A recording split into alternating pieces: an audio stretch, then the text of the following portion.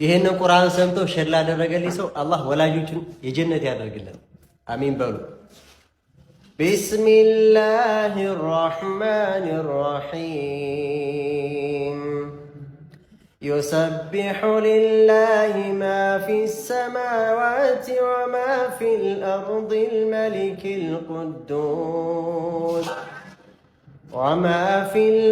الملك القدوس العزيز الحكيم هو الذي بعث في الأميين رسولا منهم يتلو عليهم آياته ويزكيهم